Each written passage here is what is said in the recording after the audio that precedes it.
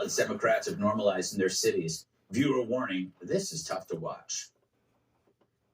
So cops are searching for a pair of heartless hoodlums who pistol whipped and dragged a woman across the gravel during an armed robbery in Oakland, California. What are people still doing there? It left her with severe injuries. The heartless attack is just one sickening example of the city's surge in crime that has residents likening it to a battleground and cops instructing people to secure their homes. As usual, liberal leaders like the city's mayor are deflecting blame. Ugh. Or somebody who says, I worry about walking through Jack London Square because of the crimes that have recently happened. I don't feel safe. What do you tell them? I tell them, look, I understand that you're feeling unsafe because you're seeing a lot of this in the media. However, it is happening everywhere. We can't allow for fear to dictate how we move in this world, right? So, that was bad. That video was bad. That woman is bad. And Dana, I want to ask you, we just heard from a woman who's in a position of power after you see a video of a woman being brutally beaten. And it seems to me that this is I don't know if anybody's brought this up, but feminists are still more concerned with the criminal's rights than the victims they attack, because criminal justice reform is part of this constellation of left-wing issues. So it somehow hogties or handcuffs women so they can't come out and say, this is bad. We have to start defending women because it's the men out there that are beating them and pushing them in front of trains. Well, and we talked about that, especially in New York, right? Like, where was the New York delegation, the congressional delegation, when all that was happening? They were silent. They never said anything. And how is the mayor of Oakland going to say, I know you are scared because you see it in the media? Yes. Why are they seeing it in the media? Because it's actually happening. Her answers were so terrible. Yesterday or 2 days ago, I can't remember, wherever I was, Eric Johnson is the mayor of Dallas. So Gallup just came out with a poll asking, what is the safest city? Dallas was number one. And he came on, black mayor, Democrat. How are you doing it, sir? What are you doing? Tell us so that we can tell other people. He has a complete and total focus on morale of the police. He wants the police to be supported. They do a thing called Hot Spot, and they made sure that they arrested repeat criminals. And they have figured out a way to deal with these issues head on.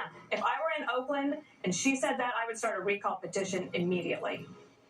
So, Jesse, how important should this issue be tonight? Well, if I was a candidate on stage, I would seize on a video like this and say, this is the most dishonorable and disgusting behavior we have ever seen. Remember, you never see women being beaten in public. Most cowards attack women inside their homes. But when you see it outside in broad daylight like this, it elicits so much rage and emotion in the hearts of the American people that you almost want to go and just choke those two men and just throw them into the river yourself. Because someone has to protect these women. Someone has to protect our people. And if the police aren't going to do it and the politicians aren't going to do it, someone else has to do it. And we're about this close to having, I'm not going to call them vigilantes, but chivalrous men out there defending the streets because there's a vacuum out there right now. Remember Ray Rice, the guy that punched his girlfriend in the elevator? The NFL didn't do anything about that because they didn't see it, right? And then they saw it because it was on video in the elevator. And, oh, my God, this guy's suspended and his career's over. Once you see these things on tape, it's a whole different thing. You know, Judge, when I was watching that first video, I was disgusted, and then I became more disgusted by the mayor's response. It's horrifying. You know, Greg, there are two things here. Number one, we are now living in a third world country where the rights of victim, irrespective of whether they're women, men, children, the elderly, and make no mistake, the people who are targeted for crime are women, children, and the elderly. The people let criminals think they can get away with it. But we've turned into a third world country, and while the liberals are focused more on the social justice, which for 2 years I've been saying no one has quite defined for me. There's nothing compassionate. There is nothing progressive about allowing criminals to seize and upon victims and to engage in that kind of behavior in the middle of the day, Greg. They don't care that it's the middle of the day. They don't care that they can be identified because they know they will not be arrested and they know that they'll never be prosecuted. Now, as it relates to this mayor, I agree she should be recalled. She is referring to the leftist argument, the narrative that, oh, it's the perception of crime. We saw it in the last election. It's not real crime, it's the perception. There's a lot of it in the media. Hogwash. Oakland, Los Angeles are very violent places. And I want to tell you, you want to talk about the tribalism that we're engaged in today. The Alameda County DA is a woman that the NAACP actually appealed to her to declare a state of emergency because of the violent crime there. And you know what the DA's response was? The DA's response, her name is Price, is she's disappointed that a great African-American pastor and a great African-American organization, the NAACP, would take a false narrative. We expect more from the bishop. It's the us versus them mentality. It's tribalism. I worked with the reverends. I worked with the NAACP. It's the only way that you can actually solve crime and get the community's confidence. It will only get worse, I guarantee you.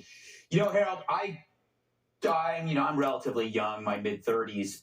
I don't remember the era when crime wasn't political, but there had to have been a time when crime was treated as an issue like the weather, something that's there that you deal with. And now that it's been politicized, it feels like the Democratic Party will choose to be on the side of the devil if it so happens that the Republican is on the side of the angels. So it's like they can't be seen as anti-crime because then they're in cahoots with the Republicans. To the judge's point of this tribalism, it's now infected something that we shouldn't be tribal about, which is safety and security. Why are you so evil, Harold?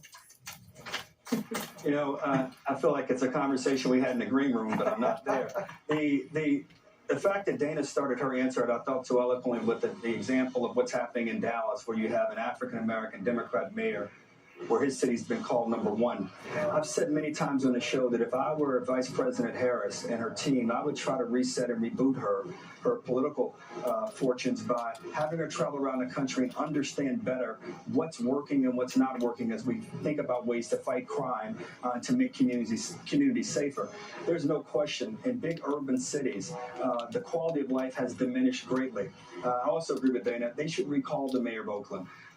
Maybe she had a bad moment in that interview, but if you believe for one moment that the answer to what we all saw and the world saw was to say that this is all a function and a reaction and frankly a creation of those in the media, try telling that to that young lady's parents and her siblings and her friends. In fact, I won't be facetious, I won't be cavalier flippant about it. We need Democrats and Republicans to confront this challenge as a national problem. Figure out what's working, more cops, morale of our police force, ensure that cops are in areas where crime is at higher instances, and let's end cashless bail where it's not working. Build more prisons, give our police officers the tools and the resources and the training they need to be able to protect our communities. And to your point, Greg, let us all stop politicizing it, because if we continue, if the fact that we continue politicizing it, we do it at our own peril and own danger to our communities. All right. Typical Democrat. I'm joking. That was a joke.